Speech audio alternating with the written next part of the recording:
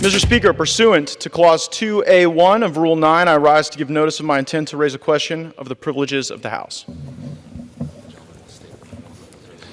The gentleman will state the form of his resolution. Declaring the office of Speaker of the House of Representatives to be vacant. Resolved that the office of Speaker of the House of Representatives is hereby declared to be vacant. Under Rule 9, a resolution offered from the floor by a member other than the majority leader or the minority leader, as noticed by the gentleman from Florida, will appear in the record at this point. A number of Democrats right now are saying the same thing, that they don't trust him. The one thing we have in common is he's lied to all of us. A handshake deal right now. If you were to move forward, if there were to be any kind of agreement, what would that look like, and what would you need to see from the Speaker at this moment? I think the die is cast based on the motion I just filed. I think the time for that discussion would have been over the last several weeks, but instead we saw the Speaker continuing to, the Speaker did not just fail to remediate the breach of the agreement you made with us in January, he accelerated the instances of breach. Like, after I laid out the breach, he went and violated the 72-hour rule. After I laid out the breach, he violated the $100 million no amendment suspension rule. So he seems to be reverting to the very unfortunate muscle memory of Washington, D.C. that has put our nation atop a $33 trillion debt that has led to $2 trillion annual deficits in our near future. I have made no deal with Democrats because I believe that Democrats should vote against Kevin McCarthy for free. It's Kevin McCarthy who's out there offering deals to Democrats. So if there's a deal made with Democrats, the only deal is to make one with McCarthy, because I'm not offering anything and won't offer anything. And by the way, if the Democrats want to own Kevin McCarthy, they can have him. Because one thing I'm at peace with is when we stand here a week from now, I won't own Kevin McCarthy anymore. He won't belong to me. So if the Democrats want to adopt him, they can adopt him.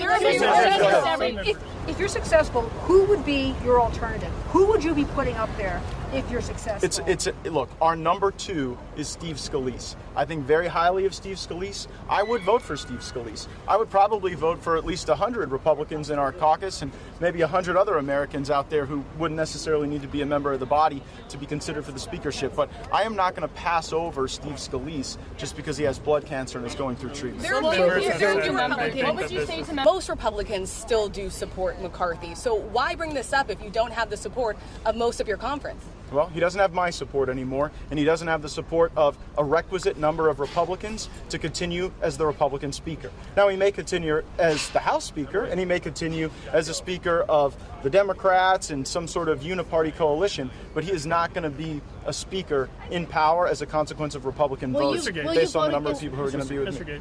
And if this country's going down, and if we're losing the dollar, I am going down fighting.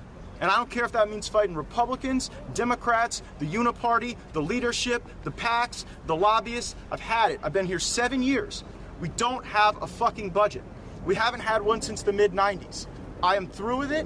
I apologize for using that word, but the only path forward here is to have single subject spending bills that can be reviewed, amended, considered, and I think that is the responsible way that our legislatures all over this country operate for good reason. I've got to get home, guys. Thanks, everyone. Thank you so much for talking, Congressman.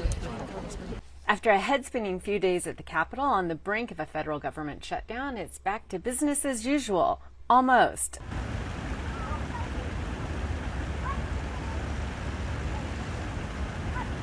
A threat of an ouster hangs over House Speaker Kevin McCarthy after he reached across the aisle for Democratic votes in order to keep the federal government open.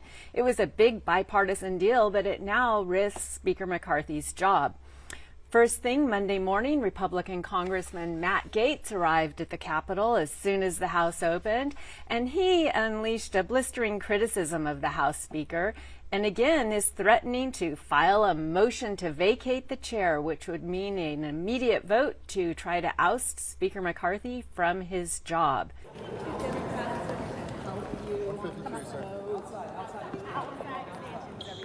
Okay, I'm sorry. We need to rebuild trust. And so I think we need someone who can connect the most conservative features of our conference to the most moderate features of our conference. Nothing about delaying this process that is being the adult in the room. You know what would have...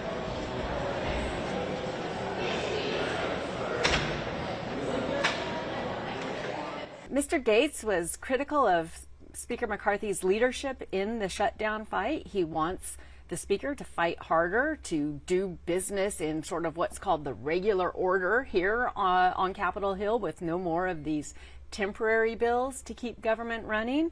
But Mr. Gaetz is also concerned about ongoing support for the war in Ukraine, sending U.S. dollars overseas.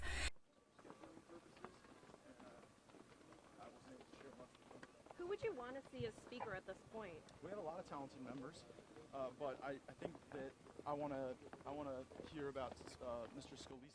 It's unclear, however, whether Congressman Gaetz, who's part of a contingent of Republicans who have been highly critical of Speaker McCarthy, has the votes on his side to oust the Speaker.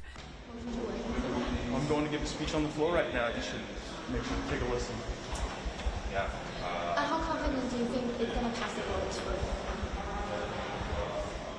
It would take a majority of the House to get rid of the Speaker, and that's a lot of votes. You want him to just get on with the motion on the floor? Jeffries might help you out today if there is a motion to vacate. Right. Have you spoken with him? I have not spoken to him. You need to start coming to these other ones. The one over there? Because you already told him everything?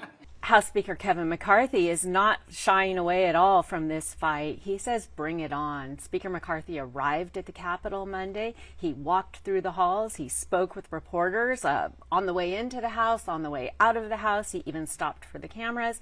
He even did what he often does here at the Capitol, which is stop and talk to tourists and visitors. House Speaker Kevin McCarthy, in fact, seems a bit emboldened after what just happened in his work to keep the government open. He reached across the aisle to Democrats at the risk of his own job, and he seems happy to take on this fight and keep going. So we'll see what happens next, but for now, Speaker McCarthy has the gavel, and his challengers are continuing to hold that threat of an ouster against him.